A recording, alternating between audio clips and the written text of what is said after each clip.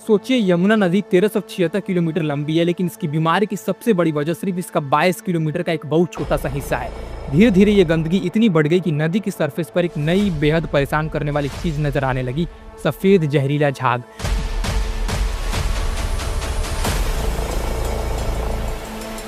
भारत की सबसे पवित्र नदियों में से एक, जिसे देवी का दर्जा दिया गया, जिसे खुद श्री कृष्ण की पत्नी माना जाता है, वो आखिर इस हालात में कैसे पहुंच गई। 2015 में जब अरविंद केजरीवाल दिल्ली के चीफ मिनिस्टर बने थे, तो इन्होंने यमुना आरती करके 5 साल में नदी को साफ करने का वादा किया था, लेकिन बाद के इलेक्शन में इन्हें खुद मानना पड़ा कि ये वादा पूरा नहीं हो सका। सिर्फ 5 सालों में यमुना को साफ करने पर लगभग 6700 करोड़ रुपए खर्च हुए, लेकिन फिर भी कुछ नहीं हुआ।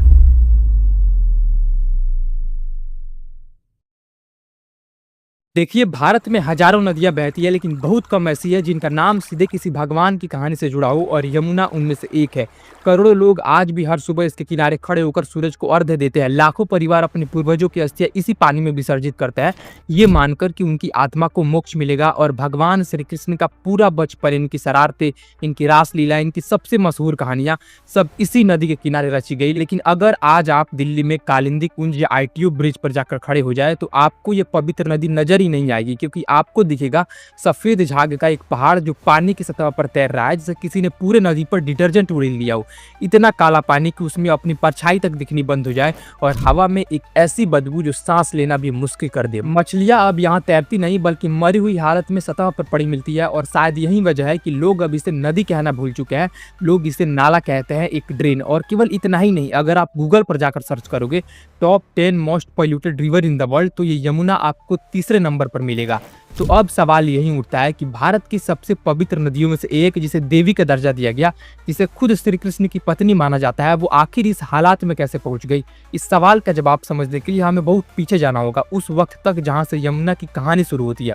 देखिए, आज से हजारों साल पहले स्कंद पुराण, भागवत पुराण, विष्णु पुराण जैसे ग्रंथों में इस नदी को सिर्फ पानी की धारा नहीं, बल्कि एक जीती जागती देवी के रूप में डिस्क्राइब किया गया है। शुरुआती वैदिक ग्रंथों में इसे यमी नाम से जाना जाता था, बाद के साहित्य में इसका नाम पड़ा कालिंदी। और इस नाम के पीछे भी एक कहानी है। कुछ ग्रंथ बताते हैं कि ये नाम पड़ा कालिंद पर्वत से, जहां से माना जाता है कि यमुना धरती पर उतरी। लेकिन एक दूसरी ज्यादा मशहूर कहानी ये कहती है कि जब कालिया नाग नाम का एक जहरीला सांप यमुना के पानी में रहने लगा और अपने जहर से पूरे पानी को काला कर दिया, तब से इस नदी को कालिंदी यानी काले पानी वाला नदी कहा जाने लगा। इस कहानी पर हम थोड़ी देर में आएंगे, क्योंकि इसका सीधा संबंध श्री कृष्ण से है। यमुना का असली फिजिकल ओरिजिन है उत्तराखंड के उत्तर काशी जिले में बंदरपुंछ पर्वत की चोटियों से यमुनोत्री ग्लेशियर से। समुद्र तल से लगभग 6000 मीटर की ऊंचाई पर यह जगह इतनी पवित्र मानी जाती है कि यमुनोत्री छोटा 4 धाम यात्रा का एक अहम पड़ाव है। और यहाँ एक बहुत दिलचस्प चीज होती है, इस ठंडे ग्लेशियर वाली जगह पर एक गर्म पानी का सोर्स भी है। इतना गर्म कि श्रद्धालु आज भी उसमें चावल और आलू की पोटली डालकर पका लेते हैं। सोचिए, एक तरफ बर्फ जैसा ठंडा पानी और उसी के बगल में उबलता हुआ गर्म पानी। यही है यमुना की पहली मासूम पहचान। लेकिन यमुना सिर्फ एक जियोग्राफिकल नदी नहीं है, हिंदू धर्म में इसे एक पूरा परिवार, एक पूरी आइडेंटिटी दी गई है। पुराणों के अनुसार यमुना सूर्य देव की पुत्री है। इनकी माँ का नाम था संज्ञा। कहानी यह है कि संज्ञा सूर्य देव की तेज चमक और गर्मी को सहन नहीं कर पाती थी, तो इन्होंने अपने जैसे दिखने वाली एक परछाई तैयार की, जिसे छाया कहा गया, ताकि ये सूर्य के पास रह सके जब असली संज्ञा वहां से दूर चली जाए। तो यमुना के परिवार में माँ संज्ञा और छाया दोनों का जिक्र मिलता है। और यमुना का एक जुड़वा भाई भी है, यमराज, मृत्यु के देवता। यही वजह है कि यमुना को यमी भी कहा जाता है, यानी यम की बहन। अब यही से एक ऐसी कहानी शुरू होती है जिसे भारत का हर घर आज भी हर साल जीता है, भाई दूज की कहानी। पुराणों में कहा गया कि यमराज अपनी जिम्मेदारियों में इतने व्यस्त रहते थे कि अपनी बहन यमुना से मिलने नहीं जा पाते थे। यमुना बार बार इन्हें बुलाती रही। आखिरकार कार्तिक शुक्ल द्वितीया के दिन यमराज ने अपना सारा काम छोड़कर बहन से मिलने का फैसला किया। कहा जाता है कि उस दिन इन्होंने नर्क के द्वार भी खोल दिए, ताकि वहां फंसी आत्माओं को कुछ पल की राहत मिल सके। यमुना ने अपने भाई का स्वागत तिलक लगाकर, आरती करके और अपने हाथ से बना खाना खिलाकर किया। तो इस प्यार से खुश होकर यमराज ने वरदान दिया, जो भी भाई बहन इस दिन इस तरह मिलेंगे वो मेरे भय से मुक्त रहेंगे, और अगर वो यमुना के पवित्र जल में स्नान करे तो और भी अच्छा। यही से शुरू हुई भाई दूज यानी यम द्वितीया की परंपरा, जो आज भी हर साल दिवाली के बाद मनाई जाती है।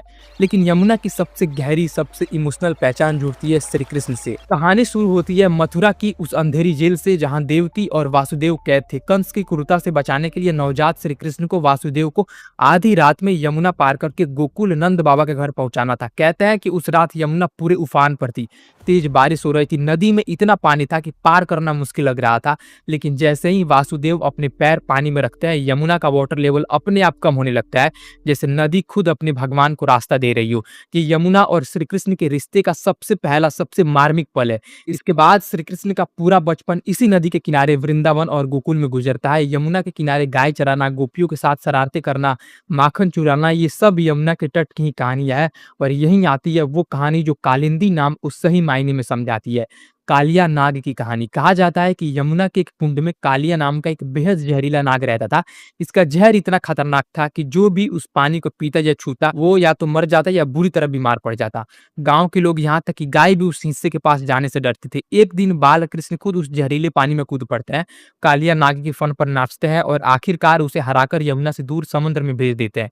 इसी घटना की वजह से माना जाता है कि यमुना का पानी गहरा काला रंग ले लेता है और इसलिए इसे कालिंदी कहा जाने लगा। इसके अलावा चांदनी रातों में यमुना के किनारे श्री कृष्ण की रासलीला की कहानी भी बहुत मशहूर है, जहाँ श्री कृष्ण गोपियों के साथ दिव्य नृत्य करते हैं। ये यमुना तट की वो छवि है जो सदियों से चित्रकला, कविता और भजनों में बार बार दोहराई गई है। लेकिन एक बात यहाँ समझनी जरूरी है, पुराणों में यमुना सिर्फ कृष्ण के बचपन की साथी भर नहीं है। कई वैष्णव परंपरा में, खासकर भागवत पुराण में, कालिंदी को खुद श्री कृष्ण की एक पत्नी माना गया है।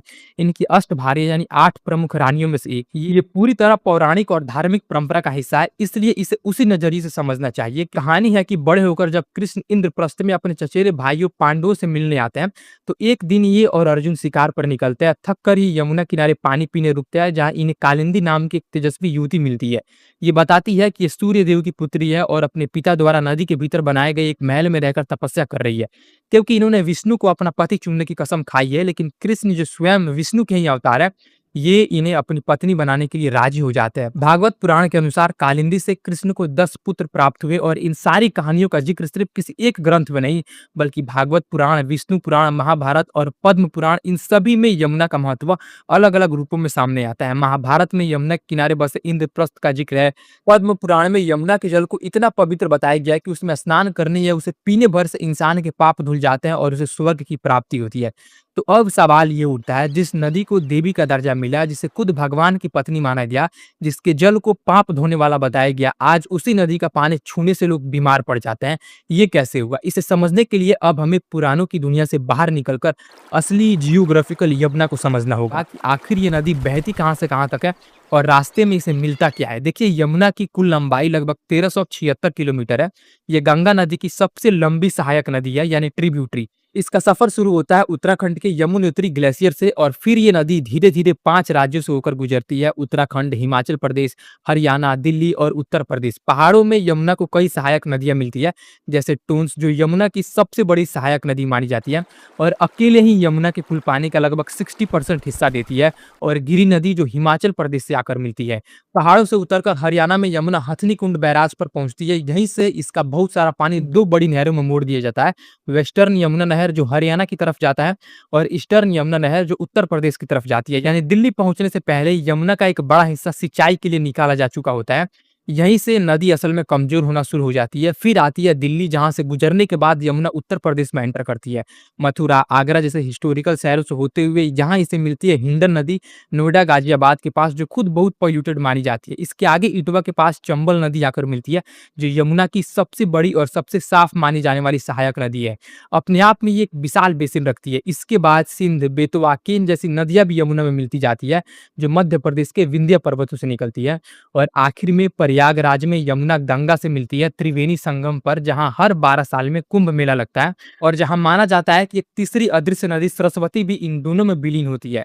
तो अगर हम पूरे बेसिन की बात करें तो यमुना और इसकी सहायक नदियां मिलकर करीब 3,66,000 स्क्वायर किलोमीटर के इलाके को कवर करती है, यानी पूरे गंगा बेसिन का लगभग 40% हिस्सा। और करीब 5,70,00,000 लोग सीधे इस नदी के पानी पर डिपेंडेंट है। और अकेले दिल्ली को मिलने वाले पानी में से 70% से ज्यादा हिस्सा यमुना से ही आता है। तो सोचिए, एक तरफ ये नदी करोड़ों लोगों की जिंदगी है और दूसरी तरफ यही नदी आज पूरी दुनिया की सबसे पॉल्यूटेड नदियों में गिनी जाती है। लेकिन इससे पहले कि हम पॉल्यूशन की तरफ बढ़े, यमुना की एक और पहचान समझना बहुत जरूरी है। ये है इसका इतिहास से रिश्ता, क्योंकि यमुना सिर्फ धर्म की नदी नहीं रही, ये भारत की सिविलाइजेशन यानी सभ्यता की रीढ़ भी रही है।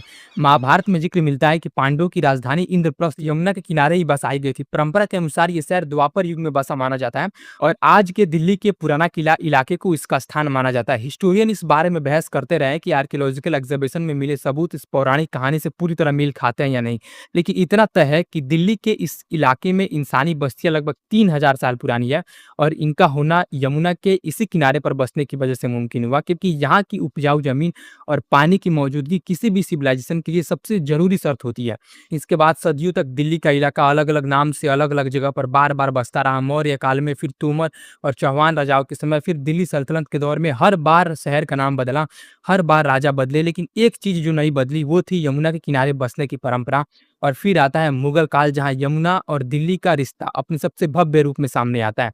1638 में शाहजहाँ ने फैसला किया कि ये आगरा छोड़कर एक नई राजधानी बसाएँगे और इसके लिए इन्होंने चुना यमुना का वेस्टर्न किनारा। यही बना शाहजहानाबाद, जिसे आज हम पुरानी दिल्ली कहते हैं। इसी शहर के भीतर बना लाल किला, जिसका एक दरवाजा सीधे नदी की तरफ खुलता था, जिसे खिजरी दरवाजा कहा जाता था। यमुना का पानी उस दौर में सिर्फ पीने के लिए नहीं बल्कि किले की सुरक्षा के लिए खाई जैसा काम भी करता था। शहर को ठंडा रखने में मदद करता था और ट्रेड के लिए एक जरिया भी था। आगरा में भी यही कहानी दोहराई गई। ताजमहल भी यमुना के ही किनारे बनाया गया। इसके अलावा भी सदियों तक यमुना के किनारे बसे इलाकों में खेती फलती-फूलती रही। गंगा और यमुना के बीच का इलाका, जिसे दोआब कहा जाता है, ये अपनी जबरदस्त उपजाऊ जमीन के लिए जाना जाता है। यहाँ गेहूँ, चावल, गन्ना जैसी फसलें सदियों से उगती आई है। यानी यमुना सिर्फ आस्था की नदी नहीं थी, ये खेती की, व्यापार की और पीने के पानी की रीढ़ भी थी। यानी सोचिए, एक नदी जो धर्म ग्रंथ में देवी है, जिसके किनारे महाभारत काल की राजधानी बसी, जिसके किनारे मुगलों ने अपना सबसे भव्य शहर बसाया, जो सदियों से करोड़ों लोगों को पानी और अनाज दे रही है। तो फिर वो मोड़ कब आया जहां से ये पवित्र, ये ऐतिहासिक नदी बीमार पड़ने लगी? इसका जवाब जानने के लिए हमें बहुत दूर नहीं जाना, बस कुछ दशक पीछे जाना है। देखिए, साल 99 का एक रिकॉर्ड बताता है कि उस वक्त यमुना का पानी इतना साफ नीला था कि इसे गंगा के मटमैले पीले पानी से आसानी से पहचाना जा सकता था। सोचिए, सिर्फ 100 साल से थोड़ा ज्यादा पहले तक यमुना अपने असली साफ रूप में बह रही थी। दिल्ली के बुजुर्ग आज भी वो दौर याद करते हैं। इंटेक की एक किताब में दर्ज पुरानी यादों के मुताबिक 1940 से लेकर 1970 के दशक तक दिल्ली के ओखला इलाके में लोग यमुना में मछली पकड़ने जाते थे, नाव चलाते थे, तैरते थे और परिवार के साथ पिकनिक मनाने जाते थे। कहा जाता है कि उस दौर में ओखला बैराज के आगे गंगा की डॉल्फिन तक देखी जाती थी और पानी कम होने पर कछुए नदी के बीच के टापुओं पर धूप सेकते नजर आते थे। एक बुजुर्ग मछुआरे की यादों के मुताबिक पानी इतना साफ हुआ करता था कि नदी में गिरा हुआ एक सिक्का भी ऊपर से साफ दिख जाता था और लोग सीधे नदी का पानी पी लेते थे। लेकिन फिर ईयर 1947 आया, भारत का बंटवारा हुआ, लाखों रिफ्यूजी पाकिस्तान से दिल्ली में आकर बसने लगे। दिल्ली की आबादी अचानक तेजी से बढ़नी शुरू हुई और शहर यमुना के दोनों किनारों की तरफ फैलने लगा। और ये सिर्फ शुरुआत थी। 1950 के दशक से आगे दिल्ली देश भर से आने वाले लोगों को बेहद तेज रफ्तार से अपने भीतर समेटता चला गया। 1960 और 1970 के दशक में इंडस्ट्रियलाइजेशन ने रफ्तार पकड़ी। दिल्ली और इसके आसपास के इलाकों में कपड़ा रंगने, चमड़ा साफ करने, केमिकल बनाने जैसी सैकड़ों फैक्ट्रियां लगने लगी। इसके साथ साथ शहर की पॉपुलेशन लगातार बढ़ती गई।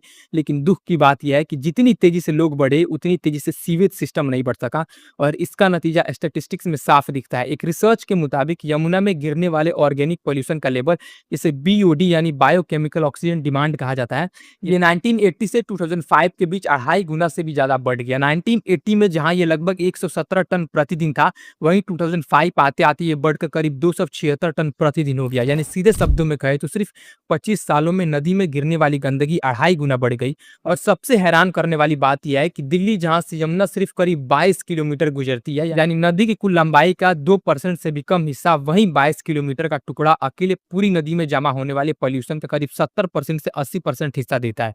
सोचिए, नदी 1376 किलोमीटर लंबी है, लेकिन उसकी बीमारी की सबसे बड़ी वजह सिर्फ उसका एक बहुत छोटा सा हिस्सा है। और धीरे धीरे ये गंदगी इतनी बढ़ गई कि नदी की सतह पर एक नई बेहद परेशान करने वाली चीज नजर आने लगी, सफेद जहरीला झाग।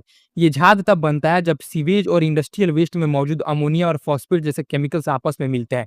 ये कोई नई प्रॉब्लम नहीं है, लेकिन साल 2021 की छठ पूजा के दौरान जब लाखों श्रद्धालु इसी जहरीले झाग से भरे पानी में खड़े होकर सूर्य को अर्घ्य देते नजर आए, तो ये तस्वीर पूरे देश और दुनिया भर में वायरल हो गई। लोगों ने अपनी आस्था और अपनी सेहत के बीच फंसकर भी उसी झाग में डुबकी लगाई, क्योंकि इनके पास कोई और विकल्प नहीं था। आज हालात यह है कि यमुना के दिल्ली वाले हिस्से में फीकल कॉलीफॉर्म बैक्टीरिया का लेवल, यानी मल में पाए जाने वाले बैक्टीरिया की मात्रा नहाने के लिए प्रिस्क्राइब्ड स्टैंडर्ड से लाखों गुना ज्यादा पाई जा चुकी है। यानी नहाने लायक पानी में पर 100 मिलीलीटर सिर्फ 500 बैक्टीरिया होने चाहिए। वहीं यमुना के कुछ हिस्सों में यह आंकड़ा 1 अरब से भी ज्यादा दर्ज किया गया है। यही वजह है कि एक्सपर्ट नदी के इस हिस्से को अब डेड तक कह चुके हैं। तो सोचिए वो नदी जिसका पानी 99 में गंगा से साफ नीला दिखता था, जिसमें 1970 के दशक तक लोग बेझिझक तैरते और सीधे उसका पानी पीते थे, वो सिर्फ 4-5 दशकों में इतनी बीमार पड़ गई कि आज उसे नदी नहीं नाला कहा जाने लगा। लेकिन असली सवाल अभी बाकी है, क्योंकि ये गंदगी अपने आप तो पैदा नहीं हुई, इसके पीछे कोई तो जिम्मेदार है, कोई घर, कोई फैक्ट्री, कोई सरकार। आखिर यमुना को इतना जहरीला बनाने में सबसे बड़ा हाथ किसका है? आम घरों का सीवेज या फैक्ट्रियों का जहरीला कचरा? और दिल्ली जो नदी की कुल लंबाई का इतना छोटा हिस्सा होकर भी सबसे बड़ा गुनहगार बन गई है, वहाँ आखिर हुआ क्या? आइए अब इसको समझते हैं।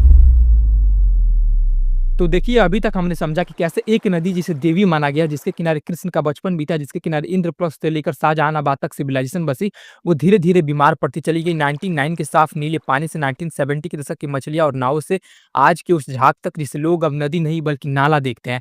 लेकिन अब वक्त है असली सवाल का सामना करने के। ये गंदगी आती कहाँ से? इसके पीछे असली गुनहगार कौन है?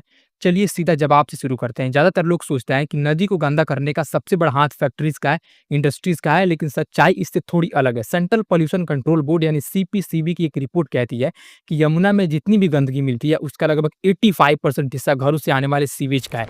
यानी हमारे आपके घरों का पानी, बाथरूम का पानी, कपड़ा धोने का पानी, बर्तन धोने का पानी, ये सब सीधे नालों के जरिए यमुना में जाकर मिल जाता है। दिल्ली जैसे शहर में जहाँ आबादी 2 करोड़ से भी ज़्यादा हो चुकी है, जिसके कारण यहाँ हर दिन मिलियंस ऑफ लीटर सीवेज बनता है, लेकिन इसे ठीक से ट्रीट करने की क्षमता उतनी नहीं है, और नतीजा ये होता है कि बहुत बड़ा हिस्सा बिना साफ हुए सीधे नदी में चला जाता है। लेकिन इसका मतलब ये नहीं कि फैक्ट्रीज बेकसूर है। दिल्ली और आसपास के शहरों में कपड़ा रंगने वाली, केमिकल बनाने वाली, इलेक्ट्रोप्लेटिंग करने वाली और चमड़ा साफ करने वाली सैकड़ों इंडस्ट्रीज है। इनका पानी भारी धातु यानी हैवी मेटल से भरा होता है, जैसे लेड, क्रोमियम, कैडमियम, जो इंसान के शरीर के लिए बेहद जहरीले होते हैं। ये सीधे शरीर के नर्वस सिस्टम को नुकसान पहुंचा सकता है, कैंसर तक की वजह बन सकता है। गवर्नमेंट डाटा के मुताबिक इनका हिस्सा भले ही पॉल्यूशन का 10 to 20% क्यों ना हो, लेकिन इनका जहर सीवेज से कई ज्यादा खतरनाक होता है। और फिर है प्लास्टिक और कचरे की समस्या। अकेले दिल्ली हर साल लगभग 2.5 लाख टन प्लास्टिक कचरा पैदा करती है। इसमें आधे से ज्यादा सिंगल यूज प्लास्टिक होता है। इसमें जोड़ लीजिए कंस्ट्रक्शन का मालबा और फेस्टिवल के दौरान होने वाला रिलीजियस वेस्ट, जैसे मूर्ति विसर्जन के बाद बचा हुआ रंग और केमिकल, फूल मालाएं, पूजा का सामान, ये सब मिलकर नदी के तल में जमा होते रहते हैं। तो सीधा जवाब यही है, हाँ, फैक्ट्री से ज्यादा पॉल्यूशन असल में हमारे घरों से आता है। और यही सबसे तकलीफ दे सच्चाई है, क्योंकि इसका मतलब है कि समस्या के लिए सिर्फ गवर्नमेंट या इंडस्ट्रीज को दोष देना काफी नहीं है। अब यहाँ से एक और दिलचस्प और थोड़ा हैरान करने वाला सवाल आता है। यमुना पूरे 1376 किलोमीटर का सफर तय करती है, लेकिन दिल्ली से गुजरने वाला हिस्सा सिर्फ 22 किलोमीटर है, यानी पूरी नदी की लंबाई का 2% से भी कम। तो फिर आखिर दिल्ली को यमुना की बीमारी का सबसे बड़ा सेंटर क्यों माना जाता है? डाटा यहाँ सबसे ज्यादा चौंकाने वाला है। वजीराबाद बैराज से ओखला बैराज तक का यही 22 किलोमीटर वाला हिस्सा अकेले पूरी नदी में जमा होने वाले टोटल पॉल्यूशन का लगभग 70 to 80% हिस्सा देता है। यानी नदी 98% रास्ते में तुलनात्मक रूप से बेहतर रहती है, और सिर्फ 2% हिस्से में इतनी बुरी तरह जहरीली हो जाती है कि इसकी पहचान ही बदल जाती है। इसकी सबसे बड़ी वजह है दिल्ली के बड़े-बड़े नाले। इनमें सबसे बदनाम है नजफगढ़ नाला, जो अकेले दिल्ली के सीवेज का एक बहुत बड़ा हिस्सा नदी में उड़ेलता है। हाल ही में दिल्ली गवर्नमेंट के अपने डाटा के मुताबिक हरियाणा से आने वाले 6 नाले नजफगढ़ नाले में मिलकर नदी में पहुंचने वाले कुल गंदे पानी के करीब 33% हिस्सा जोड़ते हैं। इसके अलावा सहदर नाले में उत्तर प्रदेश से आने वाले 4 बड़े नाले मिलते हैं, जो लगभग 40% पॉल्यूशन लोड जोड़ते हैं। यानी सिर्फ दिल्ली अकेली गुनहगार नहीं है, हरियाणा और उत्तर प्रदेश का गंदा पानी भी इन नालों के जरिए यमुना में मिल रहा है, दिल्ली पहुंचने से पहले और बाद दोनों तरफ से। और दिल्ली के अपने सीवेज ट्रीटमेंट प्लांट यानी एसटीपी की हालात भी कोई बहुत भरोसेमंद नहीं है।